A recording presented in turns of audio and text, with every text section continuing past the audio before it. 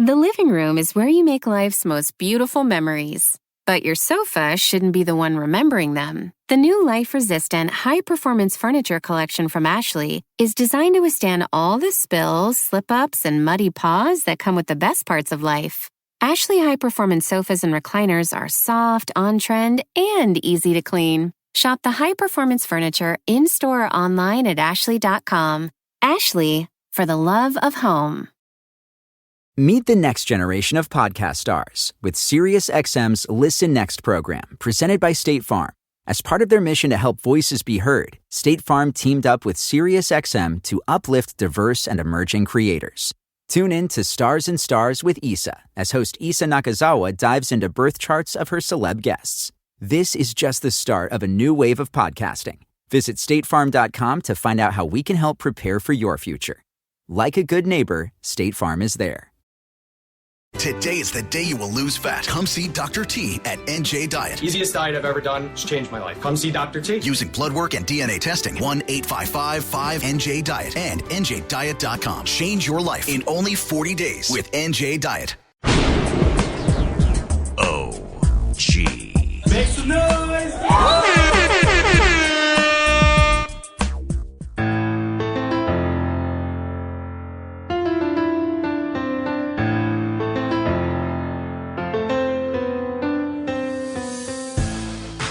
I first heard my next guest when an artist and producer posted an Instagram video of him going back and forth. That artist and producer is Kwame. The song was The Return. I shared this video with everyone I knew. The response was the same. Hey, that dude is nice. His name is Bobby J from Rockaway, and I want to welcome him to Live with Domenico. Thanks for joining me, man. Man, thank you. I've been looking forward to this. This is dope, man. Cool. Appreciate it. No, thank you. So first, I mean, I grew up in Washington Heights, so I'm from New York, but not too familiar with the Rockaway, New York kind of hip hop scene. Is there one or lack thereof? Lack thereof. I mean, can you describe kind of what it was like growing up in Rockaway as like wanting to be aspiring hip hop artist?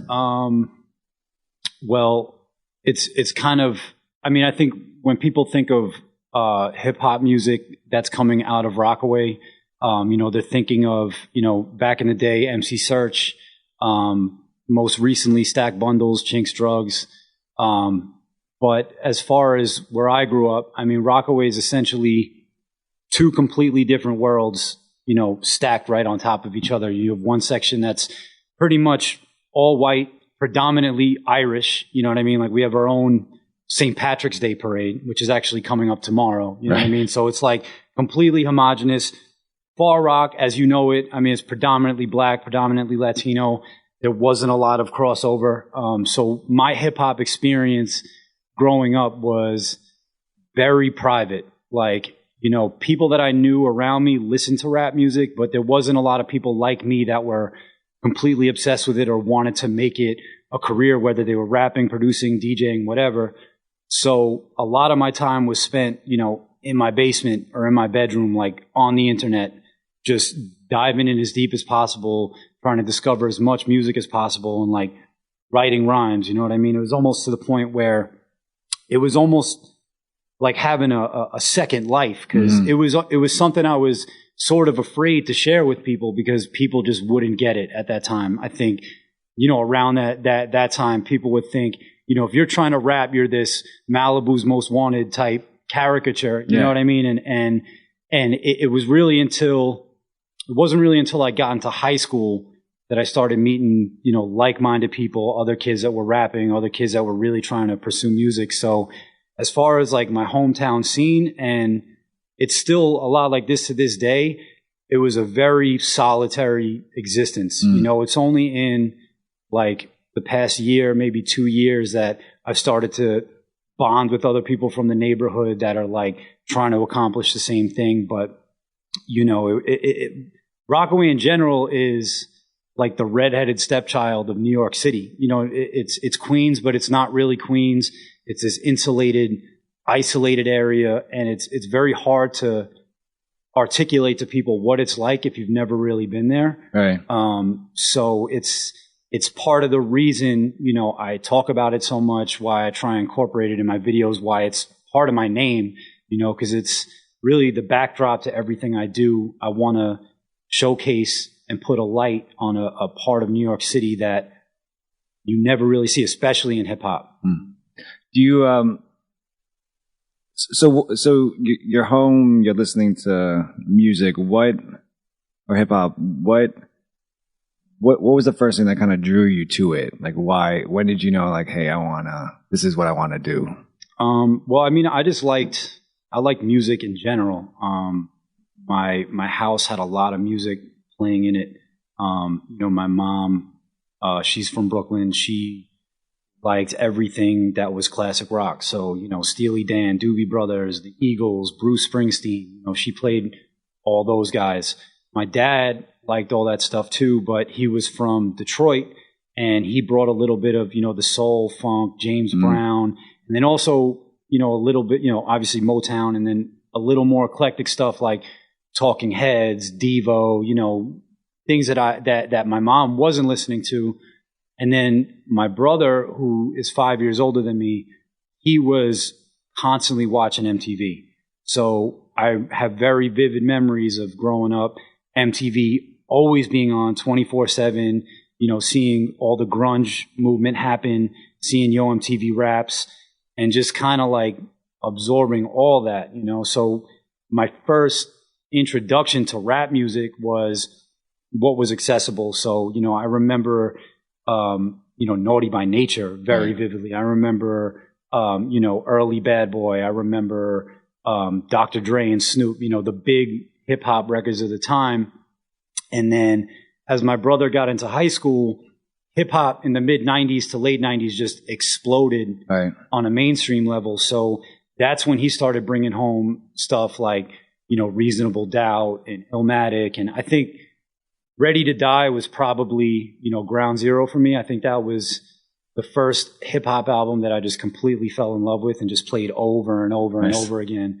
And then from there, it just became this obsession where, as I got older and the internet made things more accessible, I started to not only like listen and enjoy the music, but really pay attention to like, the technique, rhyme structure. I think, once I heard guys like, Big Pun and Eminem and Nas and like the way they structured their rhymes and the way they put everything together, that was like a light bulb going off in my head because it was so clear that they were a step above everybody else. And I just wanted to understand why. And that's kind of like, that opened up the rabbit hole. And I think once I got obsessed with that kind of rap music, I just said to myself, well, I wanted to challenge myself and say, can I do something like that? And I think that was the seed that, later grew into this, So where did so I called Kwame to kind of get inside information about you, so to say. And he remembers kind of first being introduced to you with a video of you battling as a 13-year-old kid at Left Rock City. Yeah. Where did the battle aspect come from? I mean, you're describing amazing albums, but where did that battle come from? Well, that's funny that video that you're talking about is like gone and lost forever. I know exactly which video you're talking about. Like I said, high school for me was my first real like forum to showcase any rap ability. You know what I mean? It was very early validation for me, so early mornings, like in the lunchroom, all the kids that were rapping in my high school, would get around the lunch table and we would all go back and forth and battle. And through that process, I met this kid, Anthony, who's super dope rapper. To this day, he's one of my good friends. He goes by the name Billy Bang. And we besides us just bonding in terms of, him being a rapper, me being a rapper, him being dope and trying to pursue the same things I was doing, he was doing it on a level that I wasn't doing it on at that point. He was already working with Kwame. He was going into big studios. This is before people had any like real access to like home studio setups.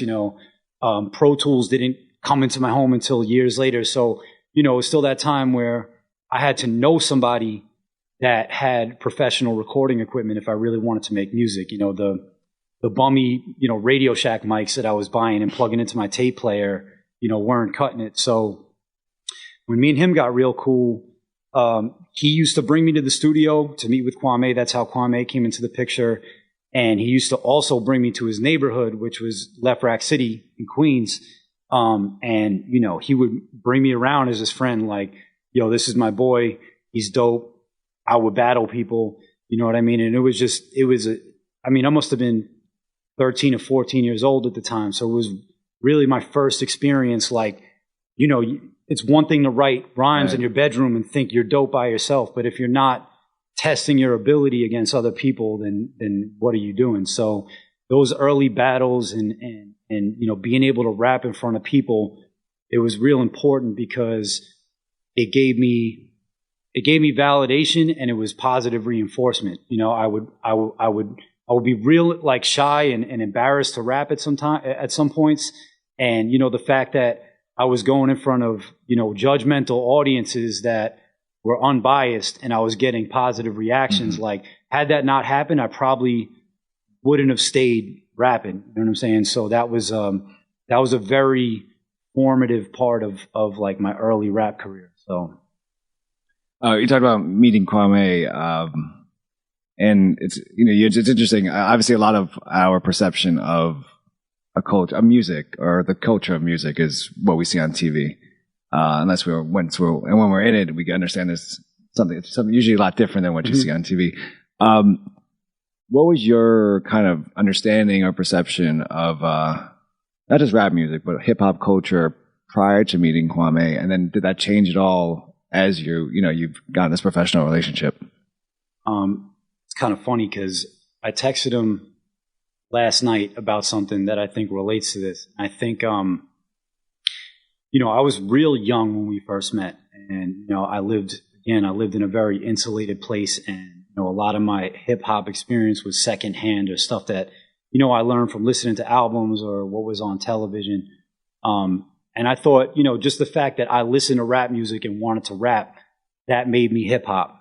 And I remember having a distinct conversation with Kwame, and he said something in passing to me. I think we were talking about clothes or something like that. And at the time I was the antithesis of fresh. You know what I mean? I didn't understand anything about hip hop other than the music and writing. He said something like, if you ain't fresh, you ain't hip hop. And it's funny because it's like one of those stupid memories that just you remember and you don't understand why. It's like one of these mundane moments that just kind of sticks in my head. And I remember after he said that, it kind of had a big impact on me because prior to that, again, I didn't understand that hip hop was this all encompassing thing. It's a lifestyle. It's not only the music, it's the way you act, it's the way you talk, it's the way you dress. It kind of weaves its way into every part of your life. And, anybody who knows Kwame and see how he moves, like hip hop is embedded into that guy. Like he eats, sleeps, breathes, shits hip hop music. It's just part of who he is. So that was like an eye-opening thing for me. And then beyond that, I was just a hungry wannabe battle rapper. You know what I mean? And he really took me under his wing and kind of raised me as an artist and showed me song structure. You know what I mean? How he took the talent that he saw in me and kind of molded me into what I am today. So, I owe him a lot as far as just guidance and artist development. You know what I mean? That's kind of a process that doesn't even really exist anymore. There's no barrier to entry. So, I credit him a lot, especially in those early days. How did your writing change? What was your writing process prior to being a 13, 14-year-old? I mean, if I'm being completely honest, and I say this to him often, I'm like, I can't believe you even agreed to work with me because in retrospect, I was terrible. You know what I mean? I could barely rap on beat. My bars were this long. You know what I mean? I was running out of breath. I didn't know anything about writing songs. So it's funny, I think about those first studio sessions we had and I borderline cringe thinking about it. But I give him a lot of credit that he saw something and he saw potential and he continued to work with me. And I think my as far as writing goes, I used to be a very pen to paper guy. Whether it was writing on the computer or writing on a notepad, I used to write my rhymes and obsess about how it looked on paper. And I think in recent years, I've gotten, especially, I don't know if it's related to how my studio set up. I do a lot of stuff in my literal bedroom. But the mic's right there. My little control board's right there. And I've pretty much stopped the process of writing. Not in the sense that I'm not putting a lot of forethought into what I'm saying, but literally sitting down and writing it on paper. I've come to view using a pen and a pad or writing something in my phone. I mean, I'll still do it on the fly if ideas come to me, but I kind of view that process now as a middleman because I tend to overthink stuff. So now my writing process is a lot more organic. I kind of just turn the mic on and, I record as the lines come to me. And that just gives me the freedom to kind of play around with what I'm saying, hear how it sounds when I play it back and not second guess myself. And it just makes the process so much more organic. And I honestly think it's taking my writing to the next level. So, that's the biggest way it's changed. And I think just growing and becoming an adult, there's a lot more personal elements to my music, and there's a lot more of my experience that I inject into my music. I've kind of discovered my voice, which I think is the hardest thing a lot of artists have to do. It's how can you translate who you are in real life on a song in a way that's relatable? You know what I mean? So those are the biggest changes for me. How is that change of writing? How's that changed how you select beats? Or has it? Or maybe not. I've always kind of picked beats the same way. When I'm listening to beats, I very much put myself in the shoes of the casual listener. Somebody that, if they're driving in their car, they're going to give something 10 seconds to 20 seconds tops.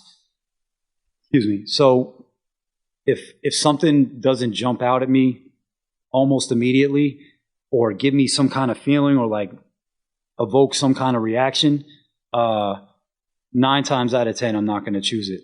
I think a process like that, depending on the type of songs, obviously something can grow on you, but I tend to, stick to my gut instincts with things like that. And that's just kind of always the way it's been. I want something, and music in general is supposed to be something that jumps out at you. I want somebody to be driving in their car and the volume's real low and they hear something and it forces them to turn it up. You know what I mean? So it's those type of things that I'm looking for when I'm selecting beats. I should have asked you this in the beginning, but what is your goal with this music? I mean, what is the goal when you're writing lyrics down? I mean, it could be a personal goal or as an artist but also as a person. It's hard to say. And I think, I've become a lot more married to having, a regimented system than just a goal. I think when people set goals for themselves, whether it's like a 5-year plan or a year plan, they say, a year from now, I want to be doing A, B, and C. And it's such a hyper-targeted thing that if that doesn't happen in the time period you're giving yourself, you can feel like you failed. Whereas if you implement a system, which is kind of what the whole ethos behind the Breakfast Bar series, I really don't know where it's going to take me, but I know if I just keep my head down and stay focused and keep working hard, it's moving me in the right direction. So, and it has, there was a period where I wasn't really putting out music. I was kind of in this like self-loathing mad rapper phase. And, it was this epiphany that I kind of had where I was like, look, nobody's going to make this happen for me except for myself. So it really changed the way I looked at things. that forced me to just really go into grind mode and be relentless with putting out content. And that's been my system for the past year. And, you know, I'm coming up on the year anniversary of me starting what I set out to do. And, you know, the strides we've made, you know, as a really small team of people, which is basically me, Kwame, my manager, Greg, and, you know, my booking manager, Sean, the strides we've made are crazy. Such a small, you know, indie little movement. So, you know, I attribute a lot of the quote unquote success to that. If I had to say there's a goal in mind, I don't know. It kind of escapes me. There was a period where all I wanted was a record deal. Let me just get this record deal. What do I have to do for a label to sign me? And is that even what I want anymore? You know, does the current climate even demand that? Right. You know, so I don't know where this is going to take me. You know what I mean? I'm just trying to have fun with it and not overthink it, because I think when you start to look at it like work and start to get frustrated with things that are beyond your control, that's when the toxicity comes in and you end up, you know, wanting to quit.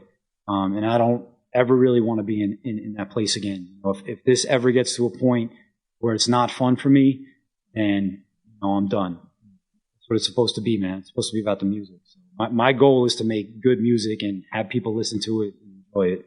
Everything else beyond that is, you know, out of my control. I'm talking to you as Bobby J from Rockaway, but my understanding is that there was two other names that you had prior to this, Skittles and Beyond Belief. Skittles. How do you go from and also how do you go from, you know, those three names? That's sort of fake news. I'm sure Kwame told you that. Skittles, man. Let's try and not make this a super long-winded response, because it really is long-winded. But I feel like it's important to explain. Again, when I was in high school, you know, I'd be battling in the lunchroom. The only frame of reference for a white kid rapping was Eminem. I remember the first time I battled somebody and had like really the crowd on my side, people going nuts, like said some punchline. I can't even remember what it was. And this kid Wozni, who's my good friend to this day, you know, he gets on top of a table and he goes, "He's not Eminem, he's Skittles." And you know what I mean? Like, there was nothing I could do about it. Right, yeah. That name is yours. It sticks to you. It doesn't matter if you hate it. The more you hate it, the more people are going to call you it. So literally I would walk through the hallways and people would be like, "Yo, Skittles." And it just was what it was, man. And I think when I first met Kwame, my boy Anthony told him that my rap name was Skittles. You know what I mean? So he's like, "Yo, I have this friend Skittles. He's dope. You got to work with him." And thankfully, Kwame was like, "You have to change that shit." And I was like, "Yo, I didn't even pick that name. I don't know why he told you that's my rap name, but it's not my name. But it's a name that there's kind of nothing you could do about it." And then when we started working together, you know, really sitting down, making records as I got older, you know, throughout high school and right when I first got into college, he told me, he was like, "Yo, everyone calls you Bob, so your rap name should just be Bob." You know what I mean? Like, it's so strange, but it works. You know, you should just be Bob. And I was like, you know what? That kind of makes sense. I like that. It's simple. You know what I mean? It's my name anyway. And then just being on some hip hop shit, you know, I was like, all the dope rappers that I know, they have these acronyms. So, you know, KRS-One, knowledge reigns supreme over nearly everybody. You know, Big Daddy Kane, King Asiatic, nobody's equal. So I was like, all right, Bob is going to be B.O.B. and it's going to be beyond ordinary belief. Because I was like, I don't fit the stereotype of like, I don't know, man. I don't know what the hell I was thinking. But I never in a million years thought there would be a rapper named B.O.B. Oh, that's funny. So this was before B.O.B. actually came out. And then I get into, you know, it's like 2006, 2007 maybe. And sure enough, there's a rapper named B.O.B. And I think that year when I found out about it and I was super pissed. I was like, I can't believe somebody has this name he had a #1 single that year. All right, I can't use B.O.B. Can't be Bob because it's too similar. All right, I'll just take Beyond Belief and shorten it, quote unquote, shorten it. So I put out my first official single with Kwame was in 2008. We had a video called "Don't Touch," and I put it out under that name, Beyond Belief. And it was a weird time. It was a very weird transitional phase, not just in hip hop, but just in music in general. Every time I think back on it, or anytime he thinks back on it, we always say, we were 5 minutes early to the party because we were working on a project. We had a single that we thought had real potential, but we had, no record deal or anything like that. And this was like right when YouTube first came out. It was pre-World Star Hip Hop, pre-like big hip hop blogs. Obviously, Instagram and social media wasn't at all what it is today. And we were like, look, let's just scrape whatever money we can together and make a video and just put it out. And, we'll work it like a normal, label pushing a single. And, we put it out. We did a dope video. We did a TV run. We did a radio run. We did all the traditional avenues of putting out a single. And I mean, given our resources and the money we had, it did pretty well. We got added to rotation a couple radio stations. It was on TV. It was definitely getting some buzz locally. And it got my name out there. So I don't entirely regret it. But we just had champagne dreams and beer money. The resources just weren't available for us to really take it to the level that we wanted to. And, fast forward a year and a half, 2 years later, all the DSLR cameras start coming out. We could have shot the video for a fraction of what we paid for it. All the internet means of promotion for hip hop videos, were in full blast. It just got to this point where it was like, damn, we spent all this money. We learned a lot, but I was kind of left with like my tail between my legs. I mean, I really went balls to the wall and felt like I failed. And, here I am like a year or two out of college and I'm still living at my mom's house, like living in the basement. In my mind, she's pressuring me to get a job. In my mind, I'm like, is this a pipe dream? Right. Like, is this working? Is this something I should keep doing? The people that are around me that I'm growing up with, they don't understand it. They all work regular jobs and don't really understand what I'm trying to do. So there was a lot of negative energy and doubt kind of cast over my head. And I put out a couple more projects, but the momentum really started to die. And, that goes back to what I was saying before. I just hit this rut where I was in this really dark, self-loathing, mad rapper phase. I saw people around me that I thought I was just as dope as making it. Right, yeah. You know what I mean? You get to this point where you get really jaded and frustrated. And it just started to manifest itself in like, I was recording music, but I wasn't putting anything out. And there was definitely a 4 to 5 year period where, I didn't even put anything out. I had kind of not given up. I mean, the music was always there, but again, I wasn't making myself visible. I think it was probably in the last 2.5, 3 years where I was able to pull myself out of that. And Kwame really started working together on another project, and I really started to find the direction I wanted to go in. So that's where Bobby J from Rockaway comes in. Bobby J something, it's not really a name that I chose. That's a name that people have been calling me since I'm a little kid. It's either been Bob, Bobby, or Bobby J, around the neighborhood. People have always called me that. So it's not so much a name that I chose as much as it was given to me.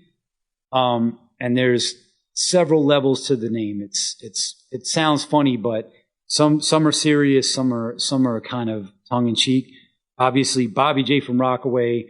Rockaway is where I'm from. It's the backdrop to everything I do. It's kind of made me everything I am as an artist. Kind of has the mnemonic device of rhyming, which, you know, sticks in people's heads. And then at the same time, there's kind of a what the fuck is that? What kind of name is that element to it? And that's intentional. I think if you look around, especially the landscape of rap now, there's a lot of rappers that have weird or like borderline absurd names. But there's a lot of value in that. And I didn't realize that until recently. Like, you know, think of somebody like Ski Mask the Slump God, or, you know, Skinny from the Nine. You know what I mean? Like, these were names that the first time I heard them, I was like, what is that? Right. But I realized the absurdity of it, one, made me remember their name, made it stick in my head, and then made me go check out their music. And I ended up liking their music. You know what I mean? So I think there's value in kind of having the right amount of wrong. Plus, I'd never really been a fan of like rap names. Right. It's always, I never wanted it to look like trying to be cool or like something that I'm not. So, you know, I just figured, look, let me combine, you know, something that everyone's been calling me anyway, and also involve my neighborhood in it, because I want to shed a light on a place that is underrepresented and misrepresented. I mean, as far as not just hip hop, but New York City hip hop is concerned. So, you know, there's a lot packed into what seems like, you know, kind of a funny name at first glance. But, you know, when I explain it to people, it makes a lot of sense. And it's something that I've given a lot of thought to. But, you know, people call me Bobby J. You know, it's not something people have to say the whole thing. You know, it's just a name. I think when people listen to the music. Speaking of some, your track Life, it features samples of AZ doing, you know, Life's a Bitch. Obviously, Illmatic's Life, Nas's Life's a Bitch, which had me thinking, obviously, Illmatic is like, for me, the album of albums, you know. I still know it by heart to this day, whatever. But if you were a fly on the wall of any album, is there an album out there that's like it could be Illmatic. I mean, you're Illmatic, where like, hey, I wish I was a fly on the wall, or I did that. Just to see the creative process? Yeah, I mean, yeah. It would probably be either, just because I love these and respect these producers so much, it would either be, you know, Beastie Boys' License to Ill, or Dr. Dre, Chronic 2001. Just to see how those albums came together would be, you know, it would just be a learning experience, man, to make such solid bodies of work from top to bottom, you know, and just even, you know, especially when you're talking about something like the Chronic, like, it's just perfect on every level. The way it's produced, the way those beats sound, the mixing, the mastering, you know, the way he guided Snoop's delivery and all that stuff, and the way he brought all those artists to the table. I can't, you know, that's my knee-jerk response. I can't really think of an album other than that I would want to be a fly on the wall. Anything Dre related. I'll take Chronic 2001 too. Anything that he's had his fingerprints on. And then obviously Rick Rubin, man, because he's a producer, and I know he makes beats, but he's a producer almost in like the Phil Spector sense, where he's just kind of the guy that guides the overall process and gives his input.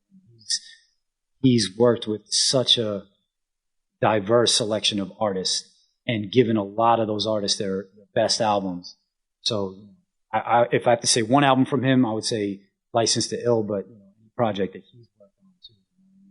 In the track Let It Breathe, you shout out Biggie and Tupac. You talked about Biggie a little earlier, but what has Tupac's influence been on you as an artist?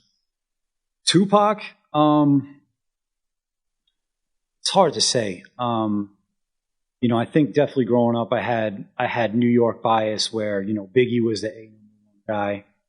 But when you leave New York, you see how people literally, like the way people are connected to Tupac, is some other shit, man. He's almost like a rap Bob Marley. You know what I mean? Where it's bigger than just some songs, man. He reached people on a level that is, I don't think there's been any, or a small select few artists since him that have really had that kind of impact. I mean, music is just immortal. If hip hop is still around in 100 years, he's one of the artists whose songs are still going to be playing. I think it's just the emotional element that he brought to his music. People related to him so much and felt him so much that his music will never, ever, ever go away. So, I definitely look at that and understand that there's intangible elements to certain artists that make them superstars, that make them bigger than just being a rapper. Somebody like Pac literally made people fall in love with him on a very, basic level. They just loved him. So I don't think there's anybody that's been able to match that since him. The track "You Don't Know Me," which is one of my favorite tracks by you. Thank you. You're maybe reintroducing yourself or introducing yourself to the public. You're talking about Bobby J from Rockaway. Why, when you were writing this track, why did you feel the need to? Why did you feel the need to write this track? Why did you want to maybe even reintroduce yourself to, your listeners? You Don't Know Me. You Don't Know Me is a song that actually came out on a project that I did with Kwame called What About Bob. It was like my first album at the time. And that's probably one of the standout songs on there. And I think at the time there was just a lot of things going on in my life that I wanted to address and be brutally honest about. Obviously talk about my brother getting shot. I talk about dealing with the suicide of my father. I talk about my mother being gay, which was something, the song came out in 2009, which was something that was not being discussed at all, especially, in rap music. Things have changed dramatically since then. So, I kind of wanted to draw a line in the sand and just say, like, this is who I am, this is my story, and, give something to people that have maybe, I guess, experienced similar circumstances or maybe been going through something that they can relate to. And it was as simple as that. I mean, I think it was probably the easiest song I wrote for that album. I think Kwame made the beat in like an hour, and before the beat was done, the song was written. So that's definitely a track from that time period.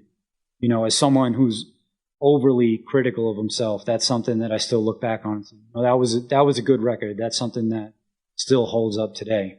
But yeah, that song will always be important to me.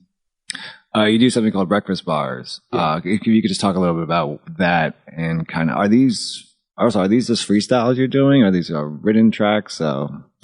Yeah, they're all written. Breakfast bars is, again, that was me saying, what can I do with the resources that are my immediate disposal to really put myself back out there?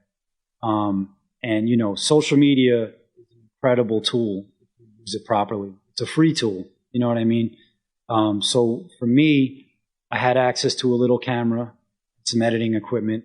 I have a studio in my crib. Basically, at the tail end of recording what is going to be my upcoming album, which is still kind of a work in progress, I said to myself, what can I do to let people know I'm back out there and let them know that I'm serious and let them know that not only is new music coming, but, it's kind of a rebranding, a refreshed look at me as an artist. And also, what can I do to help build my organic following? So I just really said to myself, every week I'm going to put out content, whether it's a video, whether it's a song, whatever. I'm going to do something every Monday morning, which later became Breakfast Bars. That's just something people can look forward to. And I've been doing that pretty much every Monday since last March. So I'm coming up on a year. It's just done so much for me in terms of building my following, building awareness, getting my name out there, that I don't really see myself stopping. It's kind of become my calling card, and I see other people, whether they're, taking it inadvertently, or people see what I'm doing and they get inspired and start doing their own freestyle series. Like, I don't get mad at that. Obviously I didn't invent it, but I know, there's people around me that are kind of taking the same approach to what they're doing. And, that makes me proud that people are inspired by what I'm doing. So that's just something that, I get to give the fans and the followers. Every Monday you're going to hear me, whether it's me rapping over a beat that I grew up listening to from an artist that I love, or it's something original, or it's a video that I'm about to put out, or whatever. I'm giving people consistent quality content. I think that's just a necessity at this point. You don't really have the luxury to sit around and wait for things to happen. It's just the way things go. People have no attention span. So if something comes out on Monday, they forget about it on Tuesday, and you just got to keep pushing, So it's really something designed for social media, man. So the way the culture moves, the way the music moves, I have to stay on top of it. You've done a lot of, obviously, content, lyrics, writing. Is there a lyric that you've written that kind of presses yourself to this day, that you're like, kind of like, oh, shit, I'm good? I don't know. It's hard to say off the top of my head. I don't know. That happens a lot. That sounds like a dickhead, cocky thing to say, but it's like the writing process is almost like it's not even you. And that it's hard to explain that, but when you start to feel creative energy, or you hit that zone where the lyrics are just coming, it's literally like divine intervention. It's a physical reaction.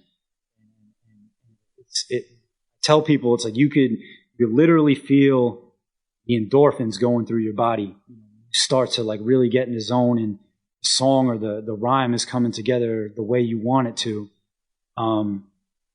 And I can't really, sometimes lyrics or a string of 4 to 8 bars will come out, and it's just so immediate, and it's so without me even really thinking about it, that again, it's like, it's not even me in the room. I'm just kind of like observing the process happening. And again, that sounds like, I'm not trying to like toot my own horn or like pat myself on the back or anything, but I think if you speak to any creative or any artist, any musician, whatever, they can attest to the fact that, there's a literal physical process that you go through when you're rapping. So for me to single out a particular line, I mean, someone else would have to tell you that. It's funny. Sometimes the fans or people listening will pick up on shit that I didn't even pick up on. Like, I remember I posted this freestyle I did on Static Selector on his Shade 45 show, and it made the front page of this subreddit called Hip Hop Heads. And I was reading through the comments, and somebody pointed out this line. Says, we ain't cut from the same cloth with different linen, sat in the back of the class I didn't fit in.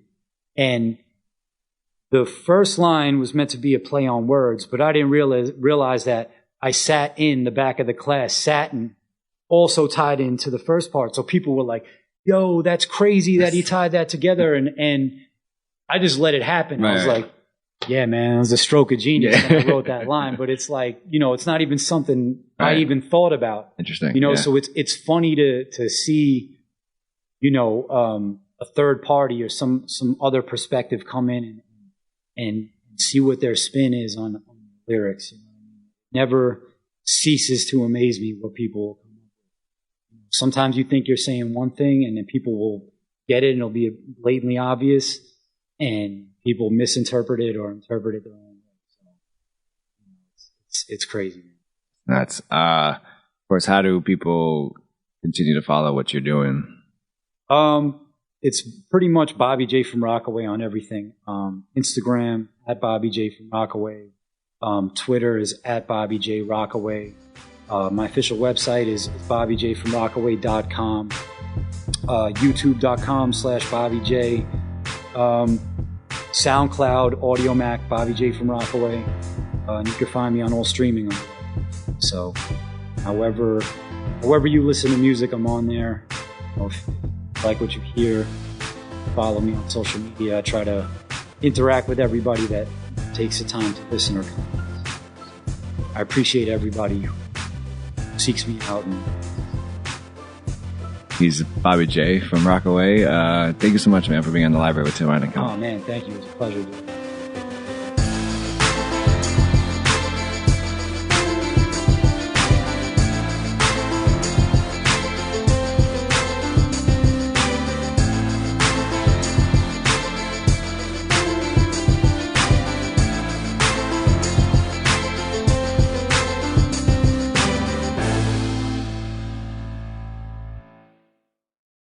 The living room is where you make life's most beautiful memories. But your sofa shouldn't be the one remembering them. The new life-resistant, high-performance furniture collection from Ashley is designed to withstand all the spills, slip-ups, and muddy paws that come with the best parts of life. Ashley high-performance sofas and recliners are soft, on-trend, and easy to clean. Shop the high-performance furniture in-store or online at ashley.com. Ashley, for the love of home. Meet the next generation of podcast stars with SiriusXM's Listen Next program, presented by State Farm. As part of their mission to help voices be heard, State Farm teamed up with SiriusXM to uplift diverse and emerging creators. Tune in to Stars and Stars with Issa, as host Issa Nakazawa dives into birth charts of her celeb guests. This is just the start of a new wave of podcasting. Visit statefarm.com to find out how we can help prepare for your future. Like a good neighbor, State Farm is there.